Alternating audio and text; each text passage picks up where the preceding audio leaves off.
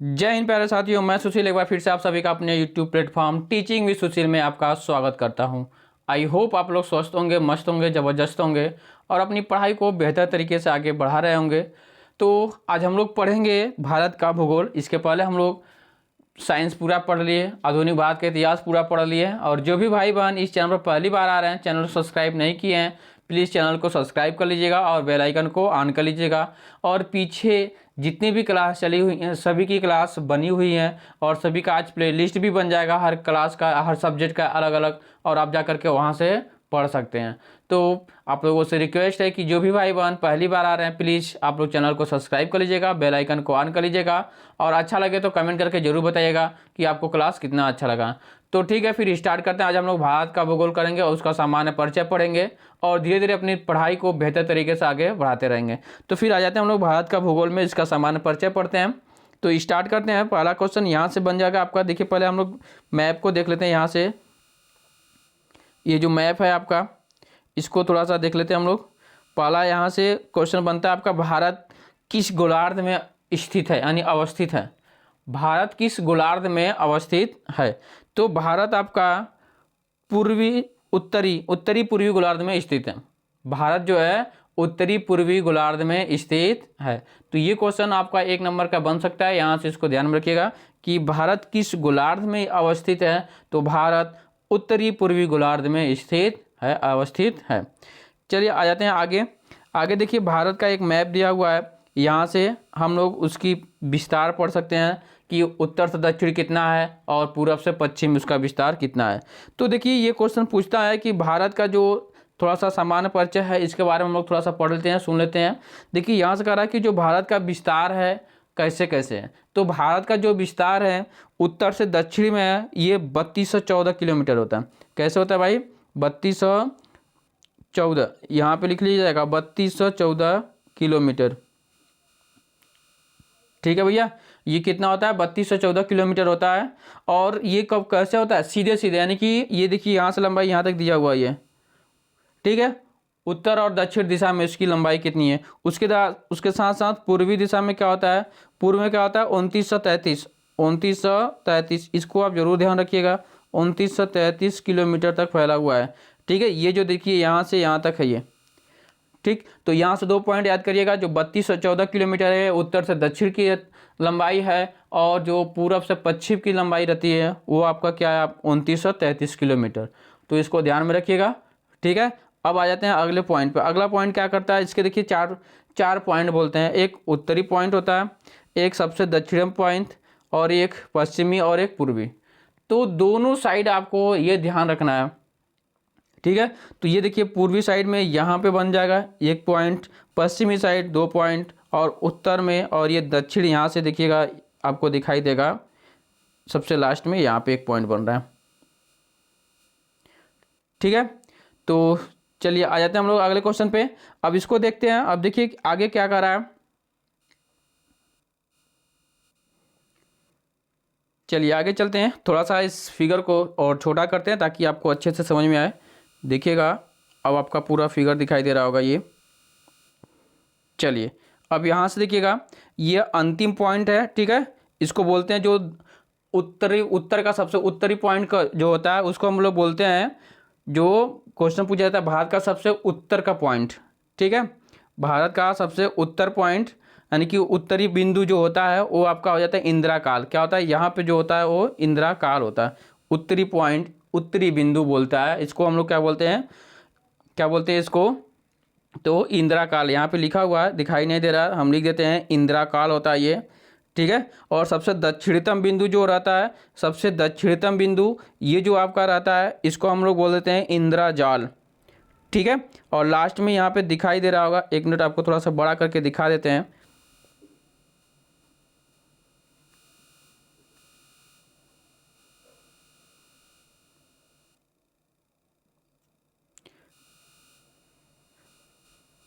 चलिए देखिएगा, अब ये इसको हम लोग बता दिए। देखिए ये था आपका क्या? इंदिरा काल। ये जो सबसे उत्तरतम बिंदु है, यानी कि इसको हम क्या बोलते हैं? इंदिरा काल बोलते हैं, ठीक है ना। इंदिरा काल जो सबसे उत्तर में स्थित होता है, जो उत्तरी बिंदु क्या होता है, इंदिरा काल होता है। और उसके साथ जो दक्षिणी बिंदु होता है, जो दक्षिणी बिंदु होता है इसको हम लोग इंदिरा पॉइंट बोलते हैं। और ये यहाँ पे दिया हुआ जो दक्षिणतम बिंदु होता है उसके इंदिरा पॉइंट बोलते हैं। और ये जो स्थलीय मार्ग से जो कि भारत के मुख्य भूमि का जो अंतिम बिंदु होता है उसे कन्याकुमारी भी कह देते हैं। देखिए यहाँ पे दिया हुआ, ठीक है। इन दोनों में अंतर थोड़ा समझिएगा। यदि बस आपसे क्वेश्चन पूछे कि भारत का दक्षिणतम बिंदु क्या है तो इंदिरा पॉइंट कर देंगे। यदि भारत के भूमि का दक्षिणतम बिंदु पूछ दिया तो कन्याकुमारी। तो ये दोनों पॉइंट आपको ध्यान में रखना है, ठीक है। अब आ जाते हैं, देखिए उत्तरी और उत्तरी दक्षिणी हो गया। अब पूर्वी और पश्चिमी देख लेते हैं। जो सबसे पूर्वी में है, सबसे पूर्वी जो होता है बिंदु ये कौन सा होता है भाई? देखिए यहाँ पे थोड़ा सा जूम करते हैं ताकि आपको दिखाई दे।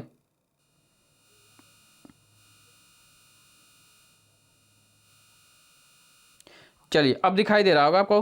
कीबिथु होता है जो ये सबसे, यहाँ पे देख रहे हैं ना, सबसे पूर्वी बिंदु होता है कीबिथु। ये अरुणाचल प्रदेश में होता है, ठीक है। पूर्वी बिंदु होता है इसको बोलते हैं। तो यहाँ से आप याद करिएगा, सबसे पूर्वी बिंदु कीबिथु। और पश्चिमी बिंदु गुजरात में होता है जिसे हम लोग गौर माता के नाम से जाते हैं, ठीक है। उसको भी दिखा देते हैं हम लोग यहाँ पे।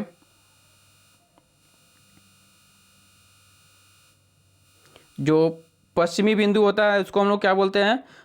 गौर मोता। गुजरात में होता है ये। यहाँ पे देखिए दिखाई दे रहा है आपको स्पष्ट रूप से करा कि गौर मोता, यानी कि ये गुजरात में होता है, ठीक है। तो भारत का जो सामान्य परिचय थोड़ा सा हम लोग पढ़ें कि पहले लंबाई और चौड़ाई, उत्तर और पूर्व देख लिए हम लोग, फिर दक्षिण और उत्तर और दक्षिण देखे, उसके बाद पश्चिम और पूर्व देख लिए। तो उत्तर और दक्षिण भारत की पूरी लंबाई कितना है? 3214 किलोमीटर। और पूर्व और पश्चिम भारत की लंबाई कितना है? 1914 किलोमीटर। और इनके 4 पॉइंट है। उत्तरतम बिंदु जो उत्तर की दिशा का जो सबसे अंतिम बिंदु है उसे हम लोग इंदिरा जाल बोलते हैं। और जो सबसे दक्षिणतम बिंदु है उसको इंदिरा पॉइंट। और भारत के भूमि से जो सबसे अंतिम बिंदु दक्षिणतम बिंदु है वो कन्याकुमारी है। चलिए अब आ जाते हैं पूर्व और पश्चिम। तो सबसे पूर्व का जो बिंदु होता है उसे पूर्वी बिंदु जो कहते हैं उसको क्या बोलते हैं? कीबिथु। क्या बोलते हैं? कीबिथु। ये कहाँ पे होता है? अरुणाचल प्रदेश में होता है। और सबसे पश्चिमी बिंदु जो होता है वो गुजरात में होता है, इसको बोलते हैं गौर मोता। तो ये थोड़ा सा नॉलेज आप अपने दिमाग में बना कर रखिएगा इसको, ठीक है। अब आ जाते हैं आगे। अब ये पूरा मैप दिया हुआ है, इसको आप लोग देख लीजिएगा। इसका PDF हम आपको टेलीग्राम टीचिंग विद सुशील पर अपलोड कर देंगे, वहाँ से जाकर के ले सकते हैं। चलिए कह रहा कि अब देखिए यहाँ से क्वेश्चन बनता है कि क्षेत्रफल की दृष्टि से भारत का विश्व में कौन सा स्थान है? तो 7वां स्थान है। क्षेत्रफल की दृष्टि से विश्व में भारत का कौन सा स्थान है? तो 7वां स्थान है। अगला क्वेश्चन बन रहा है कि भारतीय भूभाग का विस्तार पूर्वी से पश्चिमी, अभी हम लोग पढ़े हैं, पूर्वी से पश्चिमी कितना होता है? 2933 किलोमीटर। तथा उत्तर से दक्षिण तक की 3214 किलोमीटर होता है। तो ये बहुत ही इंपॉर्टेंट है, इसको आप लोग याद करके रखिएगा भाई, ठीक है। इतना कोशिश करिए कि क्लास में ही याद हो जाएगा। आप लोग ध्यान से सुनेंगे तो देखिए, पूरब से पश्चिम 2933, पूरब से पश्चिम 2933, और ये दक्षिण से उत्तर से दक्षिण 3214। आप इसको बस प्लस का चिन्ह बनाइए और इसको लिख दीजिए। प्लस का चिन्ह बनाइए, लिखिए, 2 से 3 बार लिख देंगे, आपको याद हो जाएगा ये, ठीक है। उत्तर से दक्षिण, पूरब से पश्चिम, ठीक है। तो ये आपको याद हो जाएगा 3214 और ये 2933, इसको लिखेंगे आसानी से याद हो जाएगा। और ये इसकी बिंदु लिखिएगा इंदिरा पॉइंट, ये इंदिरा पॉइंट, इंदिरा जाल, उसके बाद और ये इंदिरा पॉइंट हो गया। और ये आपका अरुणाचल प्रदेश में होता है कीबिथु, यहाँ पे कर लीजिएगा। और यहाँ पे आपका गुजरात, ठीक है, जो कि गौर मोता होता है। तो इसको आप इस तरह से अपने कॉपी पे लिखिए, रब पे भी लिखिए, हाथ पे भी लिख सकते हैं, कहीं भी इसको बस थोड़ा सा बस इतना फिगर बनाएंगे तो आपको जानते हैं कितना क्वेश्चन याद हो गया। 4 पॉइंट याद हो जाएगा। फिर उसके बाद लंबाई और चौड़ाई भारत की पता हो जाएगी आपको, बस क्या इतना ही बनाने में। तो आप लोग इसको आसानी से याद कर सकते हैं। चलिए आ जाते हैं अगले क्वेश्चन का, कि भारत का क्षेत्रफल विश्व में कुल क्षेत्रफल का कितना प्रतिशत है? भारत का क्षेत्रफल विश्व में कुल कितना क्षेत्रफल है? तो 2.4%, ठीक है। चलिए आ जाते हैं आगे। कह रहा है कि भारत का अक्षांशीय विस्तार क्या है? अब देखिए भारत का अक्षांशीय विस्तार तो 8 अंश 4 मिनट उत्तरी, 8 अंश 4 मिनट उत्तरी अक्षांश से 37 अंश 6 मिनट उत्तरी अक्षांश के मध्य है, ठीक है। तो भारत का अक्षांशीय विस्तार क्या है, इसको देखिएगा, 8 अंश 4 मिनट उत्तरी अक्षांश से 37 अंश 6 मिनट उत्तरी अक्षांश के मध्य है। ठीक है। देशांतर रेखाएं क्या निर्धारित करती हैं? जो देशांतर रेखाएं होती है, जो देशांतर रेखाएं क्या निर्धारित करती हैं? समय एवं अवस्थिति। समय एवं अवस्थिति, देखिए ये जो चैप्टर है पहला आपका, जो सामान्य परिचय भारत का भूगोल का, तो ये बहुत ही इंपॉर्टेंट है। यहाँ से कई बार क्वेश्चन पूछा जाता है, चाहे कोई भी एग्जाम हो, क्वेश्चन आपको यहाँ से जरूर मिलेंगे जिसमें जीएस जीके पूछे जा रहे हैं। ठीक है, तो आप लोग इसको याद करिएगा, आसानी से इसको याद हो जाएगा, बहुत ज़्यादा हार्ड नहीं है। चलिए आ जाते हैं अगले क्वेश्चन पे।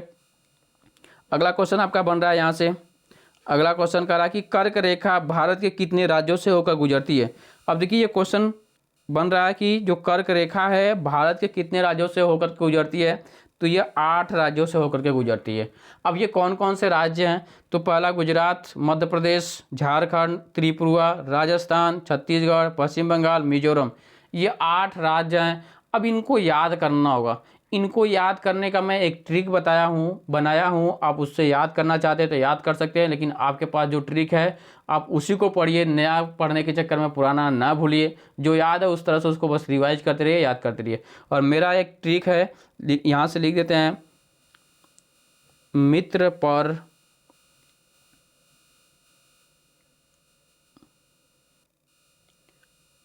गमछा, इच्छा से छाता है, गमछा झार। ये देखिए आसान सा तरीका। अब देखिए यहाँ से आप लोगों को मैंने लिख दिया है, अब इसको समझिएगा कैसे याद करना है। मित्र पर गमछा झार। अब देखिए मित्र से क्या आ जाएगा, मी से क्या आ जाएगा आपका, मिजोरम हो जाएगा। क्या हो जाएगा, मी से मिजोरम हो जाएगा। ठीक है। और त्र से क्या हो जाएगा, त्रिपुरा हो जाएगा। त्र से क्या हो जाएगा, त्रिपुरा। मित्र से हो गया मिजोरम और त्रिपुरा। और प से क्या हो जाएगा, प से पश्चिम बंगाल। प से क्या हो जाएगा आपका, ये जो प है, प से क्या हो जाएगा, यहाँ से देखिए पश्चिम बंगाल हो गया। ठीक है। और र से क्या हो जाएगा, राजस्थान, यहाँ पे दिया हुआ है। र से क्या होगा आपका, राजस्थान। ठीक। अब बचा गमछा, तो ग से क्या होगा, गुजरात, यहीं पे दिया हुआ है, ग से गुजरात हो जाएगा। फिर म से क्या हो जाएगा आपका, मध्य प्रदेश। म से क्या होगा, मध्य प्रदेश। ठीक है, म से मध्य प्रदेश। उसके बाद फिर आ जाता है छ से छत्तीसगढ़। छ से क्या होगा, छत्तीसगढ़। और झार से झारखंड। तो याद हो गया आपको, मित्र पर गमछा झार, ये 8 आपको याद रखना है। मित्र पर गमछा झार, इसको 2 बार पढ़ लेंगे, आसानी से आ जाएगा। ये 8 राज्य आपको याद हो जाएंगे। कर्क रेखा इन्हीं से होकर के गुजरती है। ठीक है ना। तो मुझे उम्मीद है कि आप सभी को अच्छे से ये याद भी हुआ होगा और आप लोग अच्छे से इसको पढ़े भी लिए होंगे, समझ भी लिए होंगे, और इसी टाइम याद भी कर लेंगे यदि आप चाहेंगे तो, इसको रिवीजन करना चाहेंगे तो। चलिए यहाँ तक समझ में आया, कोई दिक्कत नहीं। यदि दिक्कत हो तो प्लीज़ आप लोग कमेंट करके जरूर बताया करिए, और अच्छे से अच्छे ट्रिक आपको देते रहेंगे, आप लोग पढ़ते रहिए। चलिए ठीक है, आ जाते हैं अगले क्वेश्चन पे। अगला क्वेश्चन है आपका, क्या है, कह रहा कि भारत को लगभग 2 बराबर भागों में कौन सा अक्षांश विभाजित करता है। तो जो कर्क रेखा होती है वही 2 भागों में विभाजित करती है। तो कौन सा अक्षांश होता है, तो 23.5 अंश उत्तरी अक्षांश। कौन सा होता है भाई, देखिए यहाँ से 23.5 अंश उत्तरी अक्षांश जो कर्क रेखा होती है। ठीक है, यही 2 बराबर भागों में, लगभग 2 बराबर भागों में, पूरा एकदम भरपूर 2 बराबर भागों में नहीं बांटता है, लेकिन कुछ तो कुछ बांट देता है लगभग। ठीक है, चलिए आ जाते हैं अगले क्वेश्चन पे। अगला क्वेश्चन देखिए यहाँ से, अभी देखिए यही क्वेश्चन हम लोग पढ़ करके आए हैं, वहाँ से समझ करके आए हैं। अब यहाँ पे देखते हैं हम लोग को कितना कन्फ्यूजन होता है, कितना सटीक होता है। देखिए कह रहा है कि भारत के सबसे पश्चिमी बिंदु कौन है भैया। पश्चिमी बिंदु मैंने बताया था, गौर मोता गुजरात में स्थित है। इसको आप याद करना चाहते हैं तो गौर माता के नाम से भी याद करेंगे तो आपको याद हो जाएगा गौर मोता। ये कहाँ रहता है, गुजरात में पड़ता है। ठीक है, तथा पूर्वी बिंदु कीबिथु, ये आपको बताया अरुणाचल प्रदेश में होता है, आपको अभी पहले ही बताए थे। ठीक है, और उसके बाद कह रहा है कि सूर्योदय एवं सूर्यास्त में लगभग कितने घंटे का अंतर होता है। सूर्योदय एवं सूर्यास्त में कितने घंटे का अंतर होता है। यहाँ इन दोनों के बीच में, गुजरात और अरुणाचल प्रदेश के बीच में सूर्योदय का लगभग 2 घंटे का अंतर होता है। ठीक है, यानी कि पूर्वी और पश्चिमी बिंदु में 2 घंटे का अंतर होता है। ठीक है, यदि गुजरात में पहले हो जा रहा है तो, सॉरी गुजरात में नहीं, सूर्योदय तो पहले कहाँ पे होगा, अरुणाचल प्रदेश में होगा। तो अरुणाचल प्रदेश में पहले हो रहा है तो फिर उसके बाद गुजरात में 2 घंटे बाद होगा। बात समझ में आया। चलिए आ जाते हैं अगले क्वेश्चन पे। यहाँ पे कोई भी कन्फ्यूजन हो आप कमेंट करके जरूर बताइएगा, मैं उसका सलूशन जरूर दूंगा आपको। चलिए आ जाते हैं, अगला क्वेश्चन कह रहा है कि भारतीय मानक समय रेखा 22.5 अंश किस शहर से होकर के गुजरती है? तो ये शहर है प्रयागराज के निकट मिर्ज़ापुर से।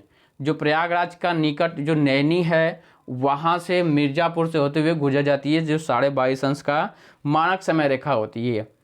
ठीक है, तो कहीं कहीं आपको नैनी भी मिलता है, प्रयागराज का नैनी।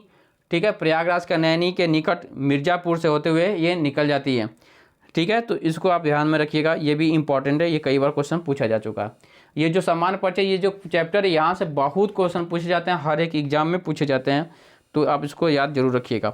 चलिए कह रहा कि अगला क्वेश्चन कह रहा कि भारतीय मानक समय IST एवं ग्रीनविच माध्य समय GMT में कितने घंटे का अंतर होता है? तो 5.5 घंटे का अंतर होता है। आपको पता है जो ग्रीनविच माध्य समय होता है उससे और इससे कितने घंटे का अंतर होता है? 5.5 घंटे का अंतर होता है, तो इसको आप याद रखिएगा। ठीक है, चलिए आ जाते हैं। यदि भारत मानक यामोत्तर पर मध्यमान है तो 20 अंश पूर्वी देशांतर पर स्थानीय समय में 2:30 हो रहा अपराह्न होगा।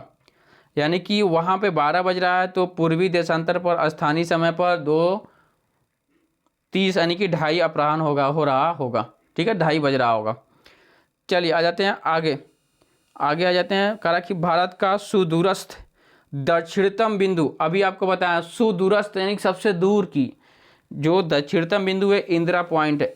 अभी मैप में भी आपको दिखाया था, वो सबसे दक्षिणतम बिंदु क्या है आपका? इंदिरा पॉइंट है।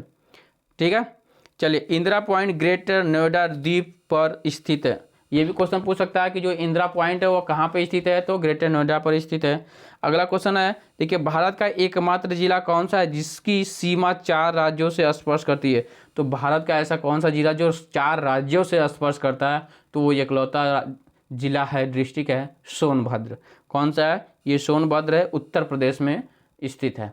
ठीक है, ये 4 राज्यों से घिरा हुआ जिला है। चलिए आ जाते हैं अगले क्वेश्चन पे। अगला क्वेश्चन कह रहा है कि मानक समय रेखा 22.5 अंश 5 राज्यों से होकर के गुजरती है। ये कौन कौन से राज्य हैं? उत्तर प्रदेश, मध्य प्रदेश, छत्तीसगढ़, उड़ीसा एवं आंध्र प्रदेश।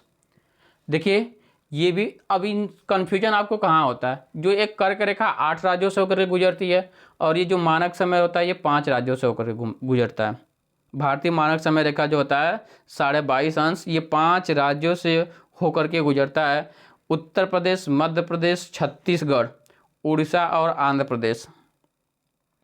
तो 3 तो प्रदेश हैं आपके, उत्तर प्रदेश, मध्य प्रदेश, आंध्र प्रदेश। 3 प्रदेश, उत्तर प्रदेश, मध्य प्रदेश, आंध्र प्रदेश। 3 याद हो गए आपको? तीनों प्रदेश याद करिए, उत्तर प्रदेश, मध्य प्रदेश, आंध्र प्रदेश। ठीक है, उत्तर, मध्य, आधुनिक, जैसे इतिहास याद करते हैं ना, आधुनिक इतिहास, उत्तर और मध्य, ये तीनों हो गया। उत्तर, मध्य और आंध्र। आधुनिक, आंध्र को आधुनिक समझ लीजिए, तो उत्तर, मध्य, आंध्र इसको याद कर लेंगे। फिर छत्तीसगढ़, उड़ीसा, 36 उड़ीसा है।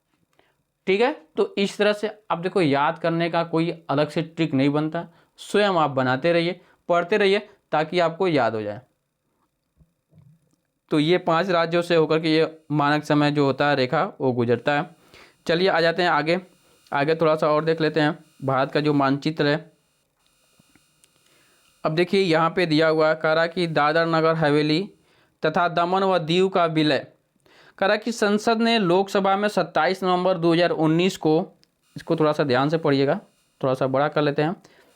संसद ने लोकसभा में 27 नवंबर 2019 को तथा राज्यसभा में 3 दिसंबर 2019 को पारित दादर व नगर हवेली तथा दमन व दीव केंद्र शासित प्रदेशों का विलय यानी कि विधेयक 2019 के माध्यम से उपर्युक्त दोनों केंद्र शासित प्रदेशों का विलय कर दिया। यानी कि किसका? एक दादर नगर हवेली और दमन व दीव, इन दोनों का केंद्र शासित प्रदेशों से क्या कर दिया? विलय कर दिया। कब किया था? 27 नवंबर 2019 को। ठीक है, और राज्य में कब हुआ था? 3 दिसंबर 2019 को हुआ था। यह पुनर्गठन 26 जनवरी 2020 से प्रभावी है। अब नए केंद्र शासित प्रदेश का नाम दादर व नगर हवेली तथा दमन व दीव होगा। इसकी राजधानी दमन है। जिसकी राजधानी क्या है? दमन है। ठीक है, तो ये रहा आपका एक पॉइंट, इसको नोट कर लीजिएगा। अब आ जाते हैं थोड़ा सा यहाँ पे। अब ये देखिए भैया, इसको अभी हम लोग जो पढ़ कर आए हैं सेम वही चीज़ है, तो 2 से 3 बार रिवाइज करेंगे तो कहा नहीं आएगा। देश के चतुर्दिक अंतिम सीमा बिंदु, तो ये चारों अंतिम सीमा बिंदु दिए हुए हैं। उत्तरतम बिंदु आपका दिया है इंदिरा काल, जिसे हम लोग लद्दाख में पाया जाता है। ठीक है, और दक्षिणतम बिंदु इंदिरा पॉइंट जो ग्रेटर नोएडा में है। पश्चिमतम बिंदु गौर मोता और गुहार मोती भी इसको बोलते हैं, ये गुजरात में होता है। पूर्वी किबिथु होता है, ये अरुणाचल प्रदेश में होता है। अब आगे क्या है पड़ा कि मुख्य भूमि का,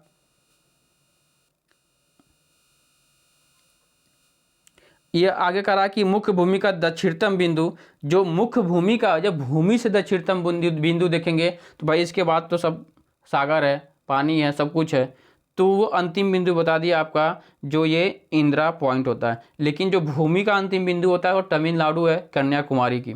8.8 अंश 6 मिनट 4 मिनट उत्तरी अक्षांश पे स्थित है वो। ठीक है, तो ये आप पांचों इसको याद करिएगा। करा कि हिमालय की प्रमुख पर्वत श्रेणियां का उत्तर से दक्षिण क्रम। अब देखिए हिमालय की जो प्रमुख श्रेणियां हैं उनका क्रम दे दिया गया है। यहाँ से देखिएगा भाई, आप लोग इसको यहाँ से देख लीजिएगा।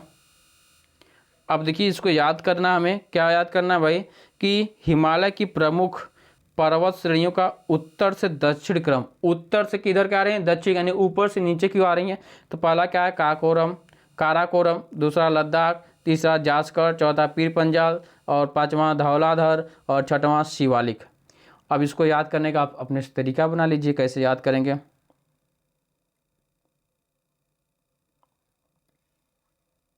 अब देखिए या तो याद करते हैं इसको, क से कल कर लीजिएगा, ये ल, कल जाकर जल पीना है, कल जल पीना है धौलाधर शिवालिक में। कल जल पीना है हमें धौलाधर शिवालिक में, शिव के आलिक में। ठीक है, तो इसको याद करिएगा, कल हमें जल पीना है जाकर के शिव धौलाधर, यानी कि धौलाधर शिवालिक में। तो आप किसी तरह से इसको ट्रिक बनाइए और याद कर लीजिए।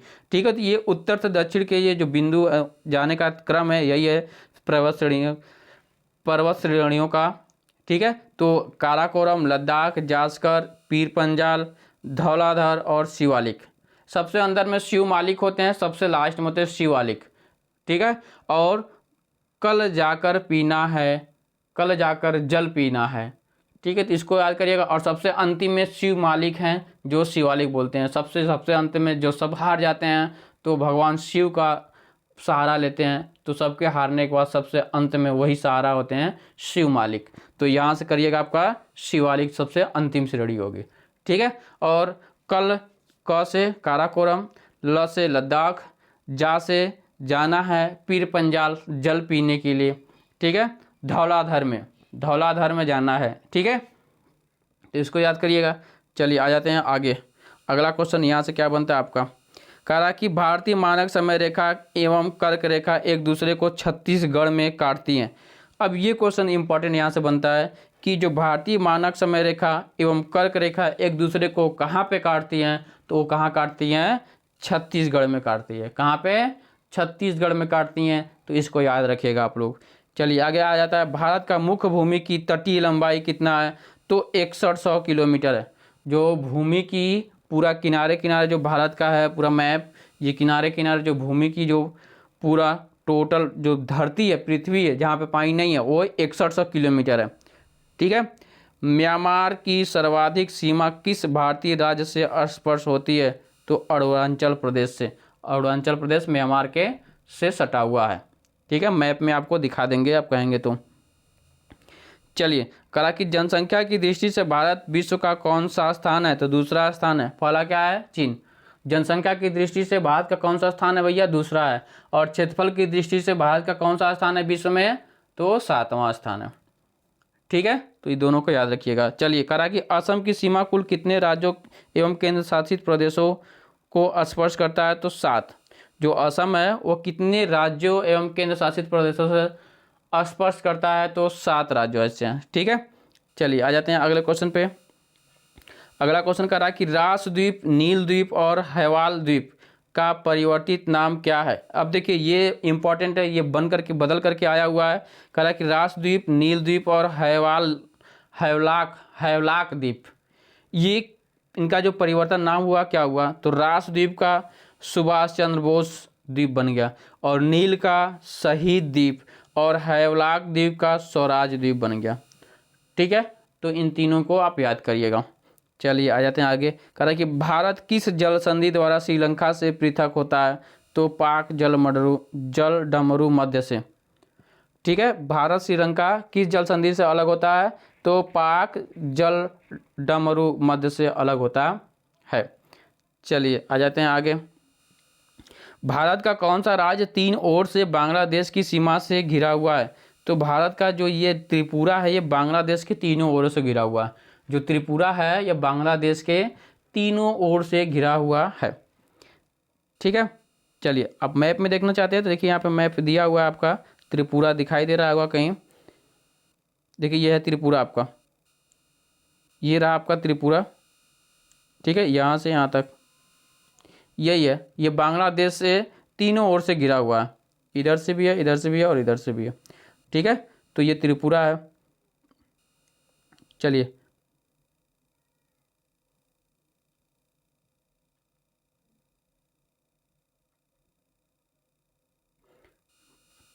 आ जाते हैं आगे, आगे आ जाते हैं भाई। चलिए आ जाते हैं, हम लोग कहाँ पे थे, ये तो हो गया, त्रिपुरा हो गया। ठीक है, अब आ जाते हैं इधर थोड़ा सा नए क्वेश्चन पे। भारत के प्रमुख महत्वपूर्ण चैनल है, इसको भी हमें देखना बहुत ज़रूरी है। यहाँ से भी एक क्वेश्चन कभी पूछ लिया जाता है। देखिए 9 डिग्री चैनल क्या होता है, लक्षद्वीप और मिनिकॉय के मध्य होता है। 8 डिग्री चैनल जो होता है मालदीव और मिनिकॉय के मध्य होता है। ग्रेट या महान चैनल जो होता है सुमात्रा यानी कि इंडोनेशिया और निकोबार के मध्य होता है। पाक स्ट्रेट यानी कि जल डमरू मध्य जो होता है ये भारत और श्रीलंका के मध्य होता है, भारत और श्रीलंका के मध्य होता है। माहिम क्रीक निवेशिका, ये एक पतली सी निवेशिका यानी कि मुंबई निवेशिका एक मुंबई इनके मध्य होता है। कच्छ की खाड़ी पश्चिमी गुजरात में, खंबात की खाड़ी पूर्वी गुजरात, नर्मदा और ताप्ती का मुहाना है ये। चलिए आ जाते हैं आगे। करा लक्षद्वीप सागर लक्षद्वीप और मालाबार तट के मध्य होता है इसका। मन्नार की खाड़ी दक्षिण पश्चिमी तमिलनाडु और श्रीलंका के मध्य होता है। कोको स्टेट जल डमरू मध्य, ये कोको द्वीप म्यांमार और उत्तरी अंडमान के मध्य होता है। दक्कन पास ये कहाँ पे होता है भाई, दक्कन पास ये दक्षिणी अंडमान और लघु अंडमान के मध्य होता है। 10 डिग्री चैनल अंडमान और निकोबार के मध्य होता है। तो ये डिग्री चैनल है, आपको इसको याद करना है। इसका PDF आपको मिल जाएगा, आप इसको अच्छे से पढ़िएगा। चलिए आ जाते हैं अब आगे क्वेश्चन पे। कह रहा है कि विभिन्न देशों के साथ भारत की अंतर्राष्ट्रीय सीमा की लंबाई एवं संबद्ध राज्य केंद्र शासित प्रदेश। अब देखिए, अब ये जरूरी है कि आपको जो इसको आपको हम ये जो चैप्टर है आपका, ये जो सीमा है और इसको एक अलग से वीडियो बनाएंगे आपका। ठीक है, इसका एक अलग से वीडियो होना चाहिए ताकि आपको अच्छे से ये समझ में आए। अभी इसमें पढ़ा देते हैं, थोड़ा सा बता देते हैं आपको। ये जो होता है इसको हम लोग पढ़ लेते हैं और देखिएगा यहाँ से।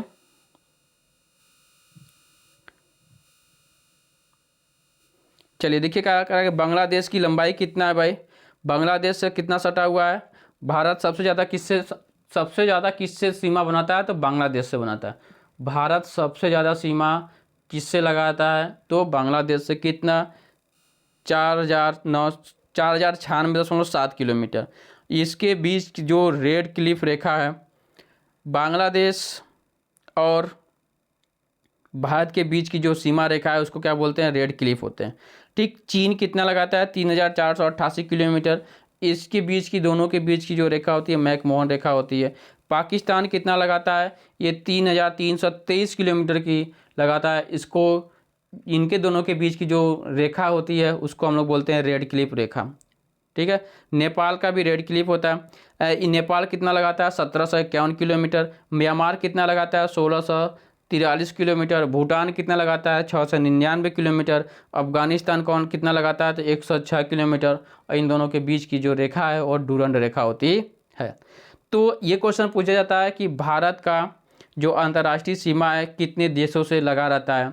तो स्थलीय अंतर्राष्ट्रीय सीमा जो होता है वो 7 देशों से लगा रहता है। कौन कौन से? बांग्लादेश, चीन, पाकिस्तान, म्यांमार, भूटान, अफगानिस्तान।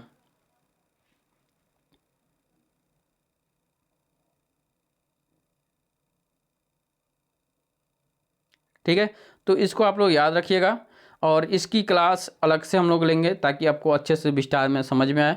ठीक है, मैक मोहन रेखा किसके बीच होता है, रेड क्लिप किसके किसके बीच होता है, तो इन सब का और कौन किससे कितना दूरी कर रहा है, तो इन सब का हम लोग अगले सेशन में क्लास इसका करेंगे। तो फिर आज के लिए इतना ही करते हैं और आप लोग कमेंट करके ज़रूर बताइएगा आपको ये क्लास कैसी लगी। भूगोल की ये पहली क्लास थी, आप लोग कमेंट करके बताइए आपको क्लास कैसी लगी। कोई दिक्कत है तो आप कमेंट करके ज़रूर बताइएगा। तो फिर इतने ही, मिलते हैं अगले क्लास में। और जाते जाते एक बार फिर से आप सभी से रिक्वेस्ट करते हैं कि जो भी भाई बहन इस चैनल पर पहली बार आ रहे हैं प्लीज़ चैनल को सब्सक्राइब करिएगा, बेल आइकन को ऑन करिएगा और ज़्यादा से ज़्यादा शेयर और लाइक जरूर करिएगा और कमेंट करके ज़रूर बताइएगा क्लास आपको कैसी लगी। प्लीज़ आप लोग सब्सक्राइब करना ना भूलिएगा और ज़्यादा से ज़्यादा शेयर भी करिए, सभी लोगों के पास पहुँचे। ठीक है, तो फिर मिलते हैं अगली क्लास में। सभी को बाय बाय, टेक केयर, जय हिंद, जय भारत।